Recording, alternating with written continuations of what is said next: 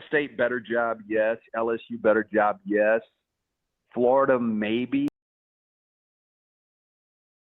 The fact that he coached, in Orlando at Central Florida and maybe liked living in that state. I don't know. I thought he had it pretty much dialed in. I mean, even at 6-3 right now, I know we talked about it before the season with Joey Aguilar. We said if he can win 8 games, he's done a pretty solid job, coming off the 10-win season where they go to the college football playoffs. So this is kind of strange to me. Really, when you set that up, I thought you were going to say Josh Heupel flirting with the NFL. I thought he was happy in Knoxville, but could be wrong. Yeah, I don't know that style, Lance, works in the NFL, do you think? I mean, if the NFL is all about ball control and playing to your defense and winning time of possession, and it's not necessarily about screaming it up and down the field as fast as you can. I've never really thought of him as an NFL guy. I don't know about you. I haven't either. Yeah, I haven't. Yeah. Right. I mean, you run 60 plays in the NFL, it's a good day. So yeah, exactly. I never considered. He's trying to run 80. I never considered, but I'm just saying when he was setting it up, I couldn't imagine him already leaving Tennessee. But he's been there 5 years, which is kind of crazy to think about. Yeah, let me ask you this. Okay. Alabama plays its best game of the year tomorrow, and they beat Oklahoma by 2 touchdowns. Okay. Where's Brent Venables' stock right now? I know Gabe Eichert on our show says he didn't feel like Brent Venables is coaching for his job this weekend, but there's always the but, isn't there? Yeah. I mean, Lance, you tell me. So let me rewind before Lance joined us. At the end of last hour, Dunaway, and I'm interested, Lance, if you have this same perception, okay? We'll start this way. Dunaway set up a Brent Venables soundbite where Brent Venables is talking about the importance of this game and that these are the 2 best college football teams since World War II. Do you view Alabama and Tennessee as the 2 best, or excuse me, Alabama and Oklahoma as the 2 best college football teams since World War II? But now that I think about it, maybe there's just some weird. You're talking about the most success since the 40s, right?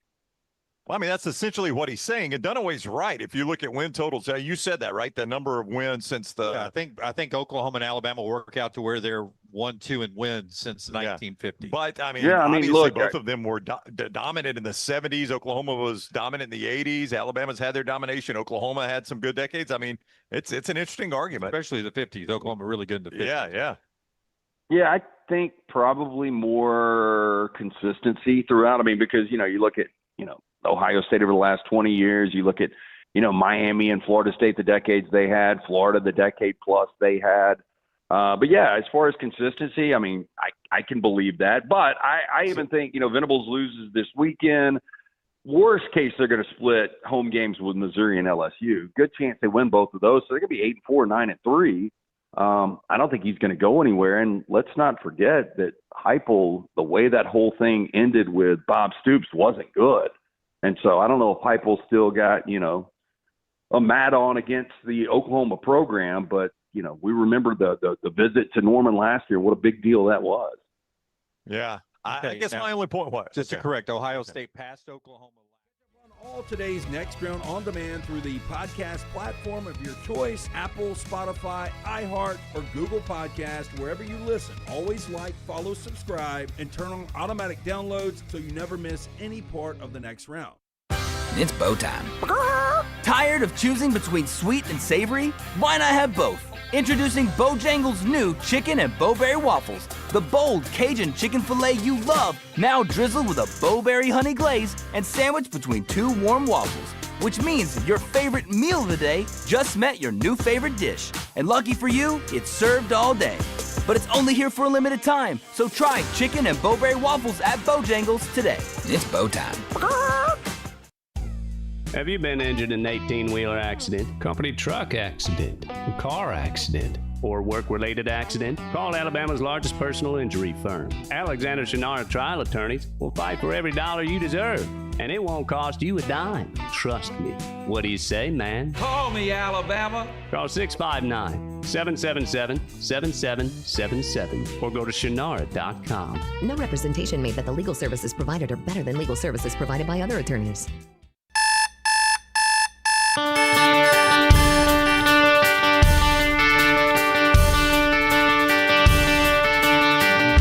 Monday morning live as we get ready for week 13 of the college football season, the worst weekend of SEC football scheduling of all time, but we will not get into that today. We'll talk about what we saw week 12 and look ahead to the college football playoff projection show tomorrow night on where Alabama slides to. All that with Tom Luginbill of ESPN. Lugs, I hope you had a great weekend. It's always fun to talk to you. It is less fun for me when it's off an Alabama loss, so it's the second time we get to do that this year. First, before we get to any of that, any of the games we saw, I had a chance to be around a lot of college football people, media people, national people Saturday at the game. I was around a lot of Auburn people Sunday at the basketball game. There is a belief in the college football world out there that Ole Miss is going to demand an answer from Lane Kiffin before we get to conference championship weekend. And if Lane doesn't give them I'm all in at Ole Miss, that they're going to let somebody else coach that team in the playoffs. Could you possibly see that happening? That Pete Golding is interim coach of Ole Miss in a playoff game and Lane moves on to Florida? Or would you let him coach it out? How would you handle that if you were an athletic director? And I know I'm spurring that on, throwing that at you at the top of the show here, but I was wondering as we were waiting on the show to start, what a world we live in that a team could be in the college football playoffs with an interim head coach. Is your mic muted, Lugs? Yep.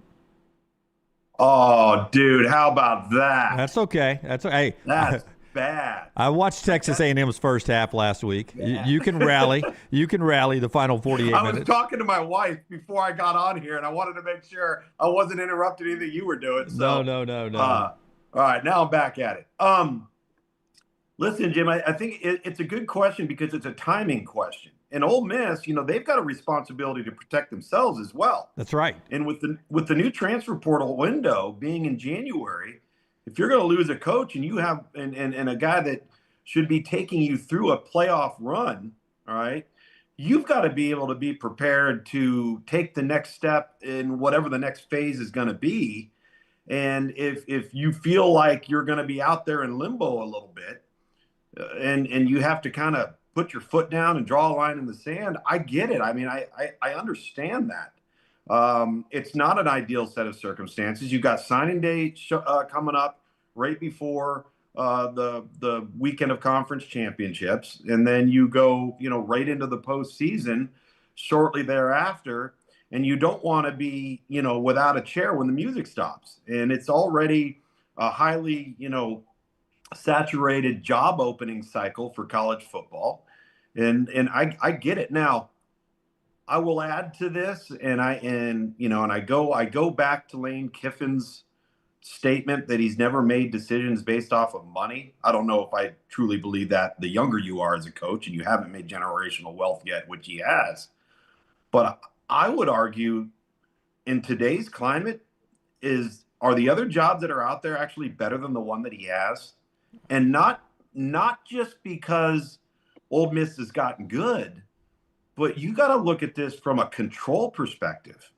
Like, he controls everything there. Yes. He determines every line item when it comes to name, image, and likeness, the transfer portal, final say. Like, are you gonna be willing to go into a scenario unless you get everything carved in writing, where you may not have all that autonomy? And so I think, and that's probably what he's weighing right now. Are these better actual jobs than the one I have right now? And I'm not convinced they are. Yeah, and that's the Auburn folks were talking about it yesterday because of I believe John Summerall may be their top target. And apparently a lot of people believe that if Lane were to leave, that Ole Miss would want John Summerall too. So it's an interesting debate there on coaching as we get to that point. Good for Elko to sign his deal, staying at Texas A&M, James Franklin, Virginia Tech, all that coaching stuff coming up on the next round. Let's get to the games, which we do best here. Oklahoma beats Alabama 23-21. I was there, so I saw it with my own two eyes. 3 Alabama turnovers, and these are the drives first before we talk Ty Simpson. These were the drives for Oklahoma after a punt return, a 23-yard drive for a field goal, a pick six, a 31-yard touchdown drive after an Alabama fumble, a 41-yard field goal drive, and a 22-yard field goal drive after an Alabama fumble. That's it. That's how Oklahoma scored their 23 points. Kane Womack's defense played their butts off. Jim, I think, I fear that there will be 25 different variations to overanalyze this loss. And I don't think we should overcomplicate it, because when you look at the stat line, and I'm not huge on stats overall, there's very few that I think have a real significant contribution to winning and losing. But if you don't turn the football over 3 times in this game, you don't lose the game. Let's not overcomplicate this. Yes. You almost doubled the total yardage. You almost doubled the passing yardage. Almost doubled the amount of first downs. All right. And you gave the ball away on 3 separate short fields. And I don't know how we can over-evaluate how you lost the game. Is the run game, that we've critiqued here the last several weeks. Saw some flashes with Daniel Hill. Looked like it, there were some moments in there where they got a couple things going. Oklahoma can't run the ball. Oklahoma hasn't been able to run the football all year long. Yeah, Alabama won the rushing battle 80-76. Yeah, right. John Mateer does not throw a touchdown. All right. Yeah. Outside of the one big run, they completely shut down quarterback run. So we can look at this in a variety of different ways. The bottom line is it was a sloppy game for Alabama when it came to ball security. I mean, even the wideouts and the drops and the soft handling with the football, and you can't do those things versus a good football team. And remember, that Texas team that just got waxed at Georgia owned Oklahoma. Yep. And so I think, just to put into a little bit of perspective, if you look at college football just across the board this season, we've seen this and for various different spots. And you know what? We're going to see it again this week, and somebody's going to do it the following week. Miami did it versus Louisville. 4 turnovers. Louisville doesn't turn the ball over. You lose, right?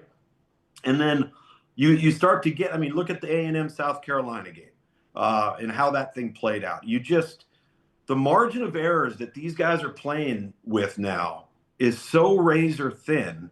And you're now in the month of November, and you're playing the meat of your schedule versus top quality competition. I don't think it's fair to all of a sudden look at Alabama now and say the sky is falling off of this result, because you hate to lose this game this way, but you'd be far more concerned if you went out and you got drubbed 34-3. 100%. At home.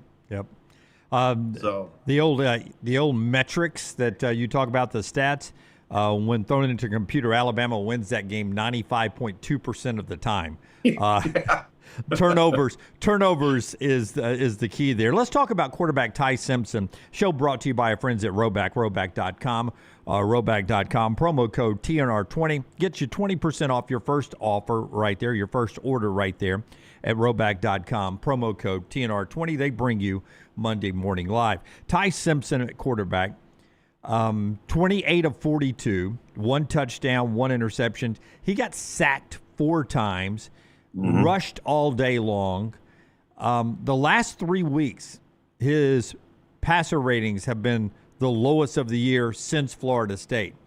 Is there a regression here? Is it more on tape to where defensive coordinators are able to sort of dial in on what Ty does well and doesn't do well right now? Diagnose for me where Ty Simpson in this Bama offense is right now. So exactly 1 week ago today, we were on this show, and I said to you, pay close attention to how South Carolina and LSU chose to defend Alabama. And quite honestly, Oklahoma took the same page. They weren't just going to sit back, try to control the line of scrimmage with 5 or 6 in the box and play 2 deep zone behind it. Ty Simpson's going to pick you apart and go up and down the field. And people chose to do that because most people's personnel is not going to hold up overly well over the long haul if you're going to play a lot of man defense. But South Carolina with their front, LSU with their front and now Oklahoma with this front, they were willing to take some more chances and come after Ty Simpson. Where I think Ty Simpson, I'm not saying he regressed, where Ty Simpson did something this past weekend that had not been the norm for him. And I thought Kalen DeBoer was very fair, but at the same time critical of Ty Simpson post-game, was holding onto the ball too long when you just got to throw it away and live to play the next down. And I understand the competitive temperament that goes along with that, because you want to make a play and you're going to give yourself to that last second to try to get that ball out. But then you start to teeter on into that danger zone, and that happened. And, I think that they did a nice job of not only coming after him, but giving him a variety of different looks. I didn't think that he was on the same page at times with the wideouts. I thought there was some miscommunications there. Now, is that on the quarterback side? Is that on the wideout side? Is it a little bit of both? Potentially, probably a combination of all of those things. But I think there's enough of a sample size on tape now for a recipe of how to defend Alabama's offense, and still without a true identity in the run game to get off to fast starts on the ground on early downs. It's just more pressure on the passing game. And the strip sack fumble was really the play that changed everything, because that's what led to the field goal that clinched it. Yeah. They survived the other two, and were in it because of the way they were playing defense. And, the overall execution in the other areas was strong. But that last one was just a nail in the coffin. Yeah, 44 was a beast out there for Oklahoma. Yeah. And when he got around I think he's also the kid that blocked the field goal, that jumped the gap and blocked the field goal. And people are saying, I didn't think you could jump over the line in college. You can't get a running start and jump over. You can do a standing jump. And you can't touch the snapper. Yeah. Well, his right foot hit the shoulder pad, but it was I'm not sure the guy was going to make the kick anyway. So high snap, and they're arguing with each other. The kicking game has turned into a mess at Alabama. And by the way, Jim, they got to be careful with that. That's something that could jump up and bite them. We talk about one possession games, and getting down at the end. You better figure out a way to get that corrected quickly. Well, I mean, it bit them on Saturday. That one missed kick changed a little of the momentum there, and then you're driving at the end, and 7 minutes, all of a sudden you're driving, and you're not going to get the ball back. So that was the final drive Alabama was going to have, and it looked like they were almost playing for a field goal, and that was going to be a coin toss at best on the field goal situation. So a disturbing issue there. I want to ask you about Ryan Grubb, because listen, a guy I trust a lot, won't say his name, but a guy I trust a lot, told me right as the seconds were ticking down on the sidelines, he says that's the least accurate I've seen Ty Simpson in. He was 28 of 42, 66.7%, 326 passing. But of those incompletions, he missed some open wide receivers. Yeah. One of them, he airmailed Jeremy Bernard one time, going right to left where I sit, and I thought he was throwing to somebody in the back of the end zone. He missed him so badly. And he said it was inaccurate. How hard is it for Ryan Grubb right now to call plays with that running game situation, or is that a wash at this point in the year? You know what you got, and you just deal with it. I think you just deal with it. It doesn't mean you don't attempt to run the football. It doesn't mean you don't go in with a plan. Like I said, I thought Daniel Hill played pretty well. I think he's got the opportunity to earn himself a starting nod and maybe start to move into that feature role. I think you're going to have to work around it now. And then, some of the responsibility falls on the quarterback, right? And I'm very hesitant, because I think we've become a little spoiled by Ty Simpson's play all year long. And we've seen such excellence, and we've seen him make it look so easy that he goes out and he has an off day, which everybody in college football is going to do that regardless of what position you play. But the quarterback position is more glaring. I think you can maybe chalk it up to he just didn't have a good day. He missed some guys. He held onto the ball a little bit, as I referenced. You had the turnovers, and you gotta flush it and move on. But there are challenges, man, and I'm not, I'm curious too to see if maybe they start to come up with a little bit more in the horizontal screen passing game to supplement the lack of run game, almost turn it into a perimeter run game. if they don't feel like they can win at the point of attack, are some options for him there. But that guy's too good of a football coach to not figure out a plan. Once you have the plan figured out, I'm going to put my trust and faith in that plan. But at the end of the day, Ryan Grubb doesn't have any eligibility, right? The players have to go out and execute. Right. Landmine Believer and others asking, why does Jam even play right now with Daniel Hill's progression? Both of them, I would have said in the past, Jam was in there because he was the superior pass protector, but both of them in key moments, Daniel Hill and Jam Miller, blown up on pass pro. It was not an A game for the running backs in pass protection either. So another obstacle Ty Simpson was having to overcome. So now it's what, real quick, Jim, real quick on that too. I think one thing we haven't really touched on this, but the one thing Alabama doesn't really have in their running back room is they don't have that jump cut darter type of back that can create when things aren't perfect. And I think that's lacking a little bit. The guy that is super sudden through the hole, makes that first ankle tackle attempt miss, and then he falls forward for 2 to 3 yards, even if he's going to get tackled. Hill and Miller are, big physical downhill guys, but they're not the lateral jump cut guy. And I wonder if having a little bit of that lack of explosiveness has hindered their ability to create some run game when ideally when generally it doesn't look like it's there. So now it's a one-game season for Alabama, all due respect to Eastern Illinois. I believe when the college football playoff rankings come out tomorrow night, Alabama and Notre Dame will be in the final 2 playoff spots. And it'll be interesting to see if Alabama stays ahead of Notre Dame with their strength of schedule and strength of wins, or if Notre Dame on a 10-game win streak ends up being ahead of Alabama. But those will be the last 2 spots, and you just pray something doesn't go awry on championship weekend. But Alabama, in order to be there on championship weekend, has to win at Auburn. And Auburn will be playing for a bowl bid at that time with the interim coach DJ Durkin. And we know about Jordan-Hare Stadium and how Alabama goes down there and they don't play like themselves anytime. Even when the great Nick Saban was a coach, Alabama didn't play like themselves when they went down there, whether it's mental, physical, the atmosphere, whatever. Alabama's a better football team than Auburn. Yeah. But Auburn's defense looks to me a lot like Oklahoma's defense and their ability to do certain things. Do you see any similarities in the Auburn defense and what Oklahoma just did to Alabama? And does that pose a problem for Alabama winning the game in a couple of weeks in Auburn like it does for me? Well, yeah, I think because of the aggressive nature of what Auburn wants to be on defense, and you compare that to Oklahoma, where you're going to give a lot of different looks and you're going to try to pressure the quarterback, change the picture post-snap, collapse the pocket, force him into an errant throw.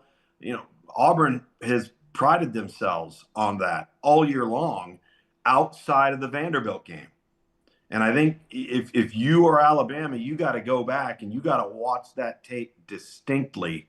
And again, Alabama doesn't have a Diego Pavia, pull a rabbit out of the hat, have distinct quarterback run that you have to contend with. And that was a challenge for Auburn. So they don't have to deal with that when you're taking on Ty Simpson. I think this is more about affecting the quarterback, not having to worry about the extended plays and all those sorts of things, because that hurt Auburn defensively. It actually it exposed them a little bit, and they gave up some stuff, particularly in the run game, that they had not done all year long. So yeah, I mean this and the fact that Auburn's playing for something, Jim, I think that's the other part about this. Is it would be one thing if you're just sitting there going, oh, it'd be great to knock off our rival, but you're at home and you actually have an opportunity to play for something here. Yeah, at home, ruin Alabama's season, get to a bowl game, a lot on the line, and I could finish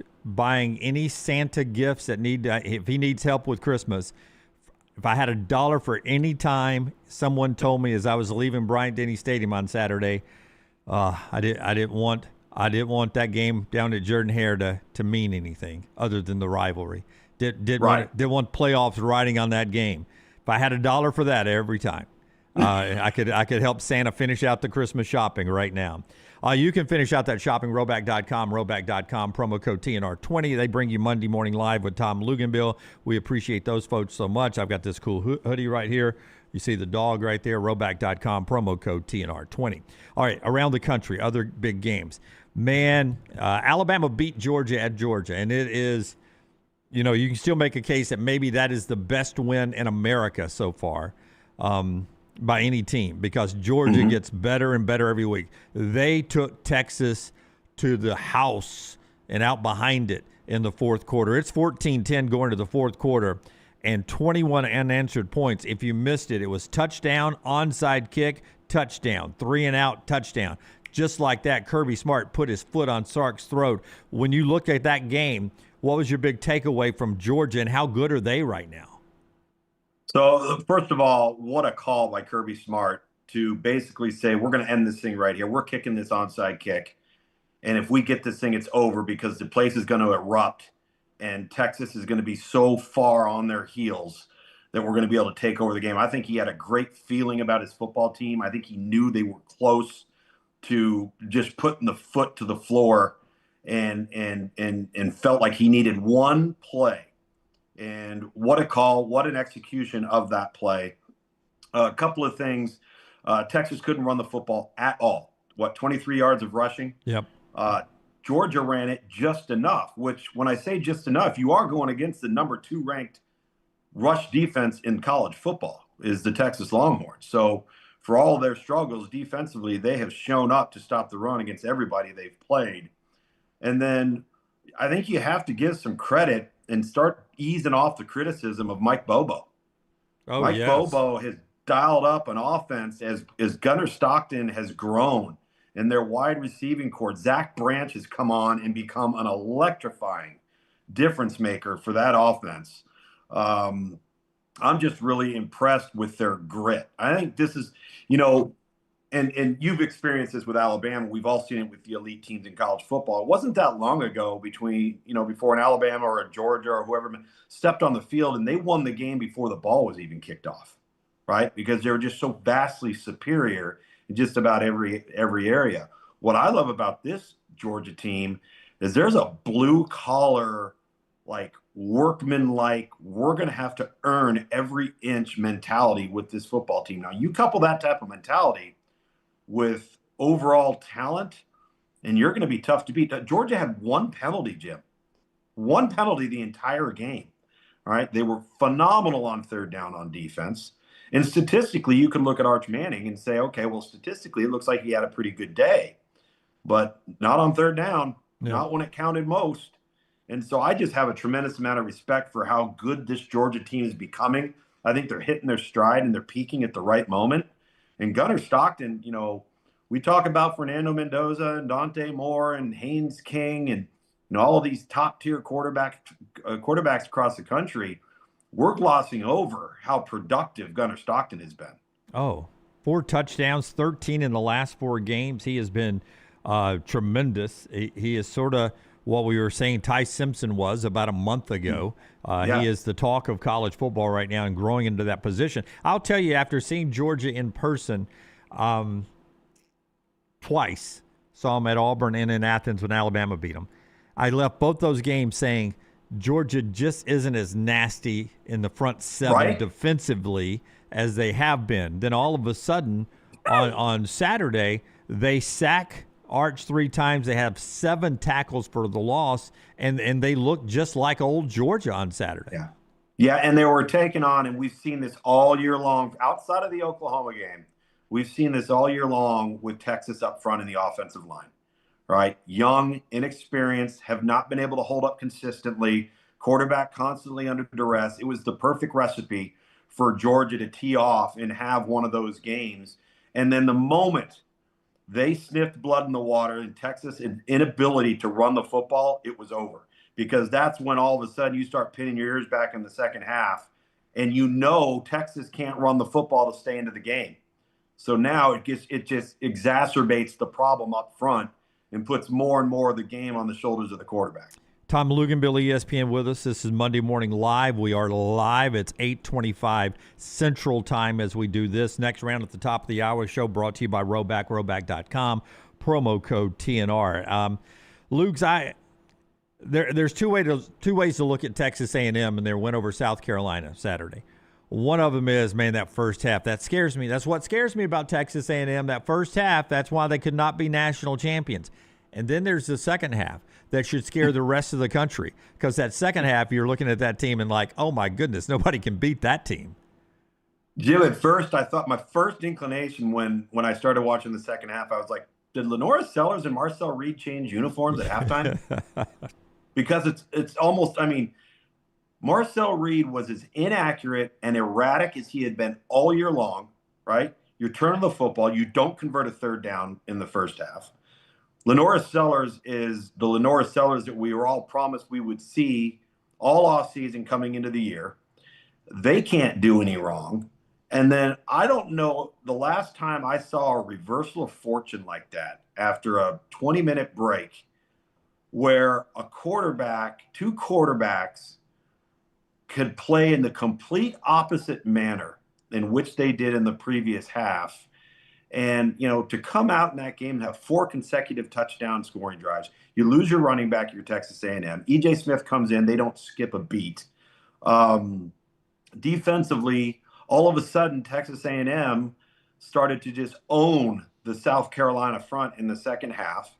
It was literally like 2 different football teams were playing against each other. And I've thought about it a lot since watching it and just going back and going, how does something like that happen? I mean, Shane Beamer has got to just be, you're sitting there, and I don't know how many different ways they can watch that game to try to point where it started, where it all went wrong.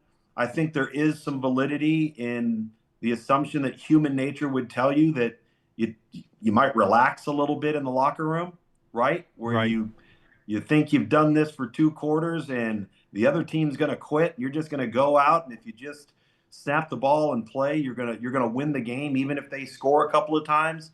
That's the only explanation I can give this outcome. 371 yards to 76 yards in the second half. That's how big of a shutdown it was. Yeah, it's mind-boggling. Yep. I mean, it's and for Marcel Reed, who literally couldn't hit even the easy ones in the first half, and then comes out and looks like he's just throwing darts all over the field. It was unbelievable. And you know what? Credit Colin Klein, the offensive coordinator. I think that he's a Broyles Award finalist type guy. What a job that he has done. But credit maybe one element of Texas A&M's football team that has been lacking for, 20 years? The ability to finish. Yeah. To play with some pride. To go out there and not look at the clock and execute and play for one another. Like, that was the most non-NIL game I've ever seen in my entire life. What a comeback for them. They are locked into the playoffs. They still need a win against Texas, likely to get to Atlanta for an SEC championship, but they are locked in the playoffs. That's because they're, and I'll ask you if this scares you at all, they're 7-0 in the league, but all 7 of their wins are against the non-playoff contenders. And that's odd. It's odd. But when I watch them play, and part of this is off of what they did to Notre Dame early on, when I watch them play, I think they can win the national championship. I think Ohio State does it, but I think they could be the second best team in college football. But then I look and I'm like, man, have they really been tested? They've beaten 3 teams with a winning record. Yeah. And that's fine. Listen, that's not to mean that those other teams that they've beaten aren't solid, quality football teams. And then they've gone out and at times looked really, really, really good. But then, also, 16-10 versus Auburn, right? Auburn goes in there, plays their tail off on defense. I mean, they've had even their opener when they opened the season with UTSA, it was a very tightly contested game in the fourth quarter. So I think that as the growth of the season moves forward, and we touched on this a little bit with Georgia, you're a different team at different times, right? And if you avoid the injury bug, great. If your quarterback takes the next step, great. If you go out and don't have your best day and you somehow figure out a way to win, kind of like Georgia Tech last weekend against Boston College on the road, it shouldn't even have been a game, and they're down 14, they come up and they figure out a way to win the game. I think the Texas A&M deserves a lot of credit for their grit, because that is a team that over the last, let's just say conservatively 10 years, there's no way that team wins that game. Yep. You could almost say the same thing about Ole Miss, who rallied from 24-20 down in the third quarter, and they win it 34-24. We keep waiting for Ole Miss to not be to be old Ole Miss and not be new Ole Miss and blow one of these games. They didn't do it. Now it's the only game they've got left in Mississippi State, and they punched their ticket to the playoffs, so they're going to be there. We talked about the Kiffin job situation earlier. When you look at that team, when you got Trinidad Chambliss at quarterback and you got a guy like Kejuan Lacey that can run the ball, that team looks to have some championship DNA as well. They do, and until somebody comes up with a consistent plan of how to deal with Chambliss's legs, that's the thing is remember all the talk about Austin Simmons, right? And you and I have talked about this and your crew for years about what a mobile, athletic quarterback does to the opposition. And when he's not, you take so much pressure off the defense. And it's really, I credit Lane Kiffin because Austin Simmons didn't do anything wrong to lose that job. But he does not bring the element that's making that offense go and making them the most difficult to defend. So you stick with him, and he's going to create some opportunities that you wouldn't have otherwise. This is they're very well coached. I think they're very well prepared. That would have been an easy game to let slip. We already saw it happen last year on the road in the Swamp, and you're watching it in the third quarter. You're going, oh no, and then that team finds a way to crawl their way back and somehow win the game. And these are the types of games. These are how playoff games are going to be played, Jim. Like, that's the thing is, if you're doing this now and you show that you've got the opportunity to close out a game and finish a game, that is going to serve you really, really well. And, again, the college football playoff field is going to be about matchups. Who do you get matched up with early or first? And that's going to be important. But to be in position to play the way they're playing and then potentially not play in the SEC championship game, get rested, couldn't be a better recipe for them right now.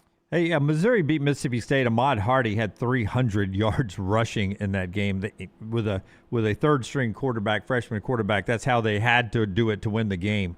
They're at Oklahoma this week, 9.5-point underdogs to the Sooners in Norman.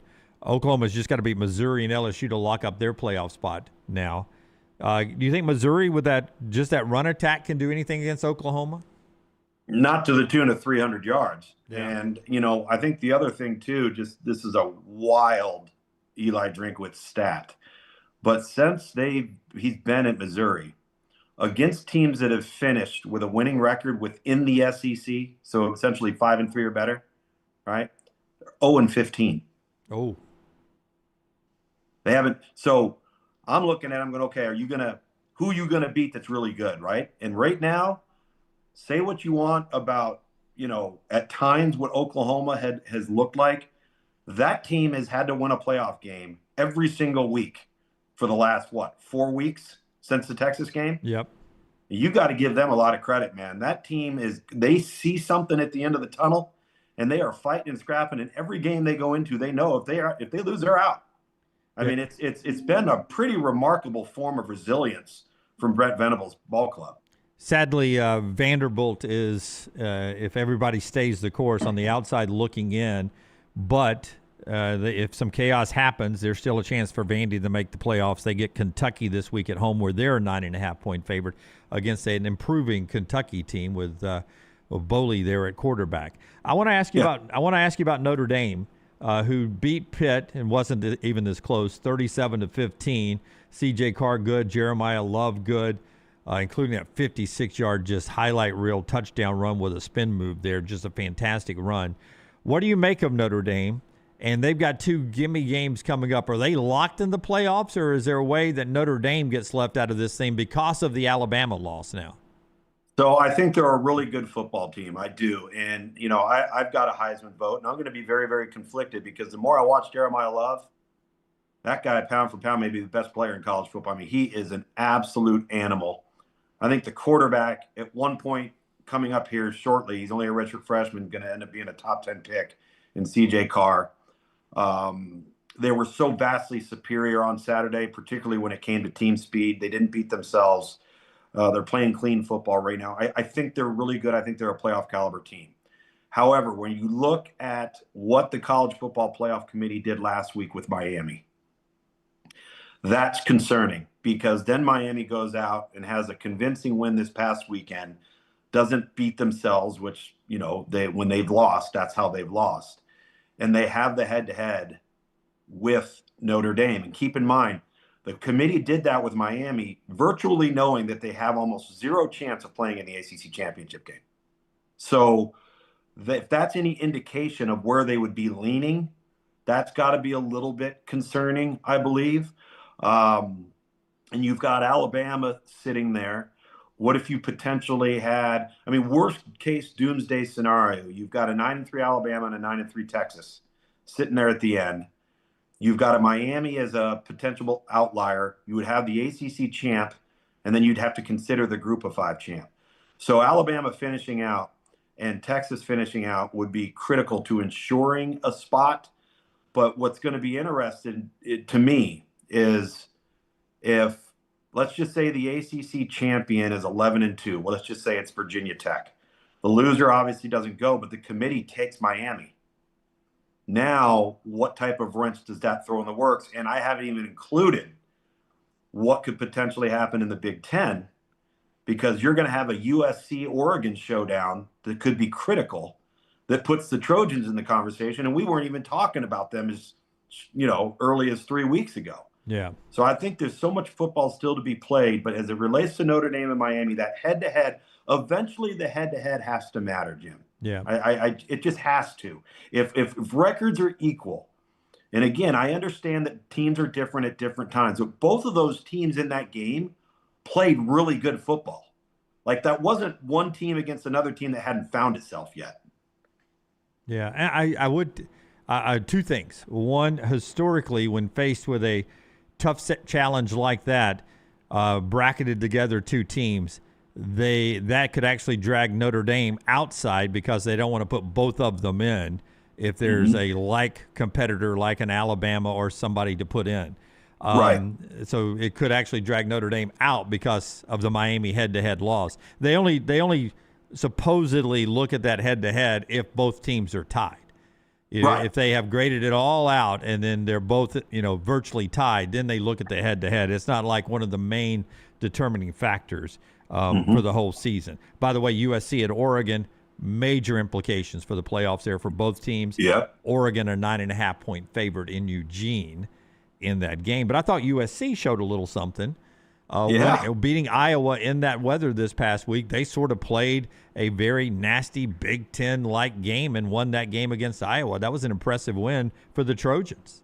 Listen, anytime, and we've seen it with Indiana, we've seen it with Oregon, when you take on Iowa, you're going to have to earn every inch on offense. I mean, that is a team that locks you down. And terrible weather conditions, which I would say generally wouldn't favor a team like SC, would favor a team like Iowa, who can't throw the football really effectively. But Gronowski, the South Dakota State transfer, has been great on the ground. I think he's leading the country right now in rush touchdowns at the quarterback spot. So that was a huge win. And I think nobody's been talking about it, but boy, I mean, what if SC finds themselves sitting there at 10-2? Yeah, I think they would be in. Yeah. Unbelievable, man. The Group of 5 didn't help themselves this weekend either, Jim. No. So you've got Navy beating South Florida, and then Memphis goes down to ECU. You've got the Sun Belt in JMU, but the schedule is so bad for JMU that even with a single loss to Louisville, it'd be hard to see the committee ranking them that high. Yeah, North Texas ahead of James Madison in my book. I don't know about you.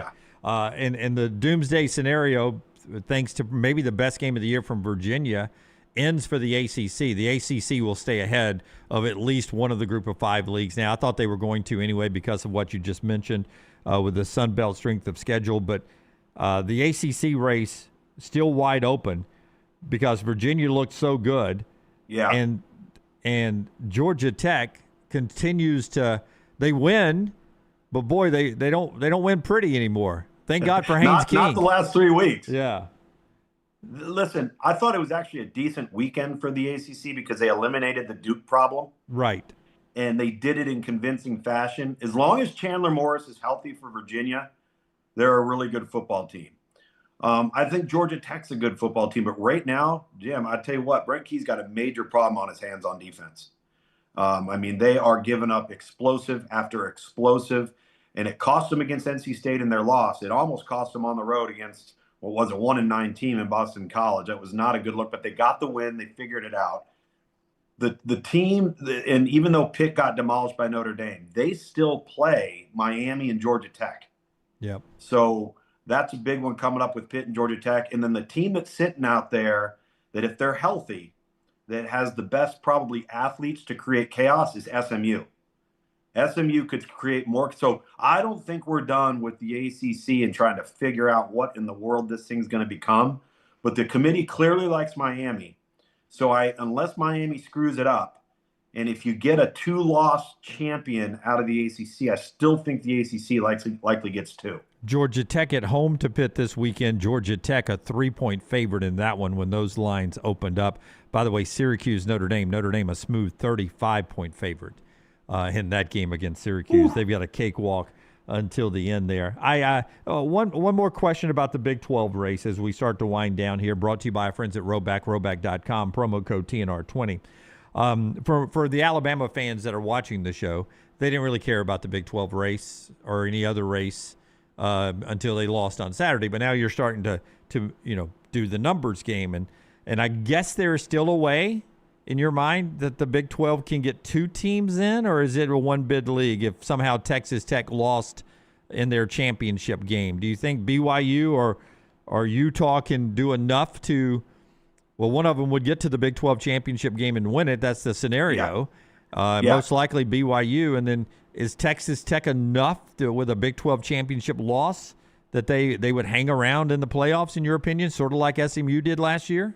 Yeah, I listen. They've got such a nice body of work, and they've been an as-advertised team after all of the offseason talk of the money they've put into that roster and putting that roster together. Because oftentimes that can backfire you, and then all of a sudden the guys all are out there playing for money, and they don't play for Texas Tech, and they don't perform. It's been the exact opposite.